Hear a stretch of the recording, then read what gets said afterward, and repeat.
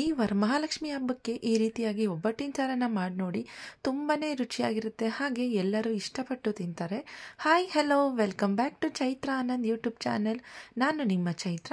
ಇವತ್ತಿನ ವಿಡಿಯೋದಲ್ಲಿ ವರಮಹಾಲಕ್ಷ್ಮಿ ಸ್ಪೆಷಲ್ ಅಂತ ಹೇಳಿ ಒಬ್ಬಟ್ಟಿನ ಸಾರನ್ನು ಶೇರ್ ಮಾಡ್ಕೊಂಡಿದ್ದೀನಿ. ಕಂಪ್ಲೀಟಾಗಿ ವಿಡಿಯೋನ ಸ್ಕಿಪ್ ಮಾಡಿದೆ ನೋಡಿ. ತುಂಬಾ ರುಚಿಯಾಗಿ ಹಾಗೆ ಸಿಂಪಲ್ಲಾಗಿ ಮಾಡ್ಕೊಳ್ಬೋದು.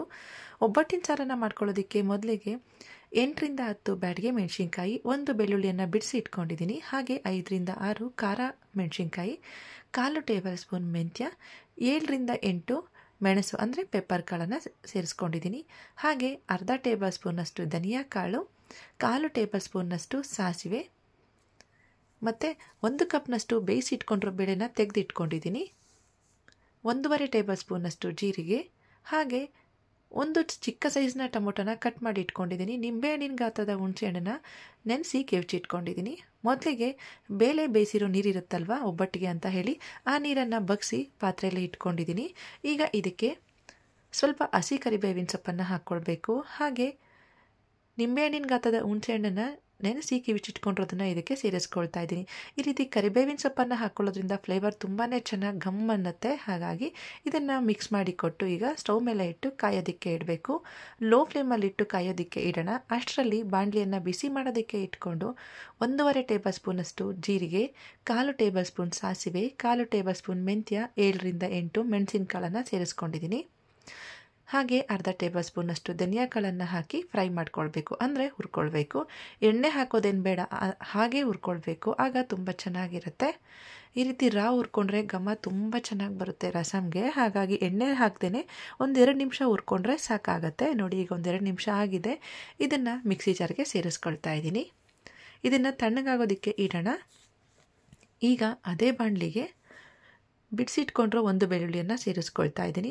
ಮೊದಲಿಗೆ ಬೆಳ್ಳುಳ್ಳಿಯನ್ನು ಅಷ್ಟೇ ಹಾಗೆ ಹುರ್ಕೊಳ್ಬೇಕು, ಎಣ್ಣೆನ ಹಾಕ್ಕೊಳ್ದೇನೆ. ಹಾಗೆ ಹುರ್ಕೊಂಡ್ರೆ ತುಂಬಾ ಚೆನ್ನಾಗಿರುತ್ತೆ. 1-2 ನಿಮಿಷ ಇದನ್ನು ಹಾಗೆ ಹುರ್ಕೊಂಡ್ರೆ ಸ್ವಲ್ಪ ಕಲರ್ ಚೇಂಜ್ ಆಗುತ್ತೆ. ನೀವು ನೋಡ್ಬೋದು ಇಲ್ಲಿ.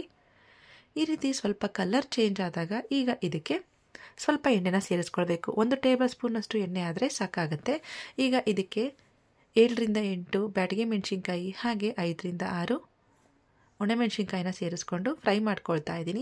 ಇದನ್ನು ಈ ರೀತಿ ಫ್ರೈ ಮಾಡ್ಕೊಳ್ಳೋದ್ರಿಂದ ಕಲರ್ ತುಂಬ ಚೆನ್ನಾಗಿ ಬರುತ್ತೆ. ನೋಡಿ, ಸ್ವಲ್ಪ ಕಲರ್ ಚೇಂಜ್ ಆಗಬೇಕು. ಜಸ್ಟ್ 1-2 ನಿಮಿಷ ಆದರೆ ಸಾಕು, ಕಲರ್ ಚೇಂಜ್ ಆಗಿಬಿಡುತ್ತೆ. ಕಲರ್ ತುಂಬ ಹೆಚ್ಚಿಗೆ ಬೇಕನ್ನೋರು ಬ್ಯಾಡಗೆ ಮೆಣಸಿನ್ಕಾಯಿನ ಇನ್ನೂ ಹೆಚ್ಚಿಗೆ ಹಾಕ್ಕೊಳ್ಬೋದು. ಈಗ ಇದನ್ನು ಫ್ರೈ ಮಾಡಿಕೊಂಡು ಮಿಕ್ಸಿ ಜಾರ್ಗೆ ಸೇರಿಸ್ಕೊಳ್ತಾ ಇದ್ದೀನಿ. ತುಂಬಾ ರುಚಿಯಾಗಿರುತ್ತೆ ಈ ರೀತಿ ಮಾಡ್ಕೊಳ್ಳೋದ್ರಿಂದ. ನೋಡಿ, ಇದನ್ನು ತೆಗೆದು ಸೈಡ್ಗೆ ಇಟ್ಕೊಂಡು ಈಗ ಅದೇ ಬಾಣಲಿಗೆ ಕಟ್ ಮಾಡಿ ಇಟ್ಕೊಂಡ್ರು 1 ಟೊಮೊಟೊನ ಸೇರಿಸ್ಕೊಂಡು ಫ್ರೈ ಮಾಡ್ಕೊಳ್ತಾ ಇದ್ದೀನಿ.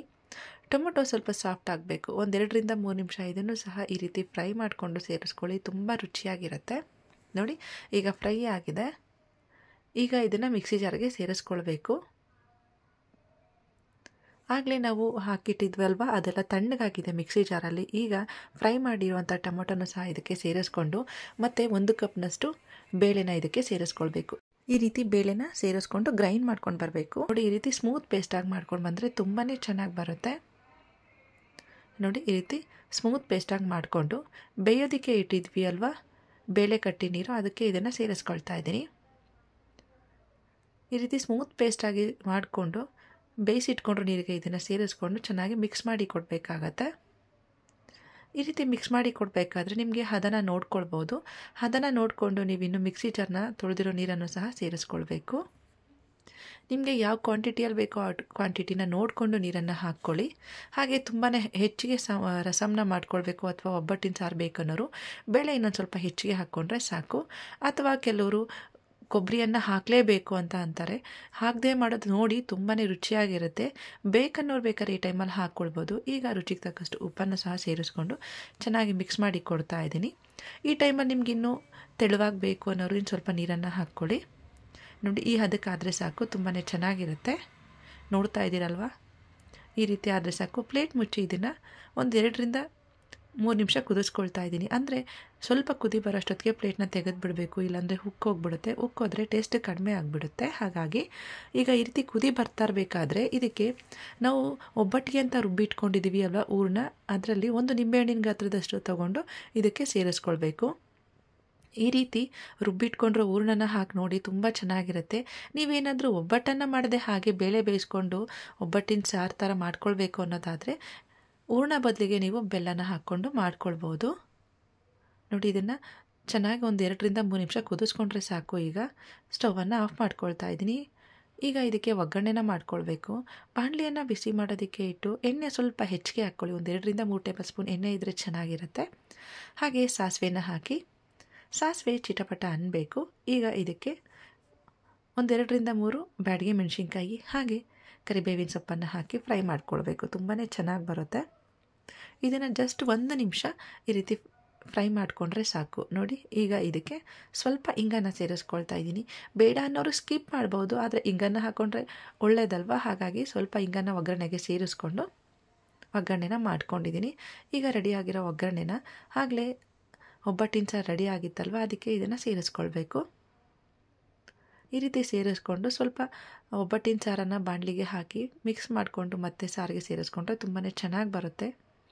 ನೋಡಿ, ಈ ರೀತಿ ಒಗ್ಗರಣೆನ ಮಾಡಿಕೊಂಡು ಇದನ್ನು ಚೆನ್ನಾಗಿ ಮಿಕ್ಸ್ ಮಾಡಿ ಕೊಟ್ಟು ಪ್ಲೇಟ್ನ ಮುಚ್ಚಿ ಒಂದು 5 ನಿಮಿಷ ಹಾಗೆ ಬಿಟ್ಟರೆ ಒಗ್ಗರಣೆ ಫ್ಲೇವರು ತುಂಬಾ ಚೆನ್ನಾಗಿ ರಸಮ್ಗೆ ಹಿಡಿಯುತ್ತೆ. ಆಗ ಒಬ್ಬಟ್ಟಿನ ಸಾರು ಇನ್ನೂ ತುಂಬಾ ರುಚಿಯಾಗಿರುತ್ತೆ. ನೋಡಿದ್ರಲ್ವಾ ಎಷ್ಟು ಸಿಂಪಲ್ಲಾಗಿ ಹಾಗೆ ರುಚಿಯಾಗಿ ಒಬ್ಬಟ್ಟಿನ ಸಾರನ್ನು ಮಾಡ್ಕೊಳ್ಬೋದು ಅಂತ ಹೇಳಿ. ನೀವು ಸಹ ಈ ವರಮಹಾಲಕ್ಷ್ಮಿ ಹಬ್ಬಕ್ಕೆ ಟ್ರೈ ಮಾಡಿ ಹೇಗೆ ಬಂತು ಅಂತ ಕಮೆಂಟ್ ಮೂಲಕ ತಿಳಿಸಿ.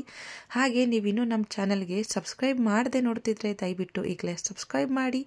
ನಿಮಗೆ ಈ ವಿಡಿಯೋ ಇಷ್ಟ ಆದರೆ ಫ್ಯಾಮಿಲಿ ಫ್ರೆಂಡ್ಸ್ಗೂ ಸಹ ಶೇರ್ ಮಾಡಿ, ಅವ್ರಿಗೂ ಸಹ ಯೂಸ್ ಆಗುತ್ತೆ. ನೀವು ಸಹ ಟ್ರೈ ಮಾಡಿ ಹೇಗೆ ಬಂತು ಅಂತ ನನಗೆ ಕಾಮೆಂಟ್ ಮೂಲಕ ತಿಳಿಸಿ. Thank you. ಹಾಗೆ ಎಲ್ಲರಿಗೂ ವರಮಹಾಲಕ್ಷ್ಮಿ ಹಬ್ಬದ ಶುಭಾಶಯಗಳು.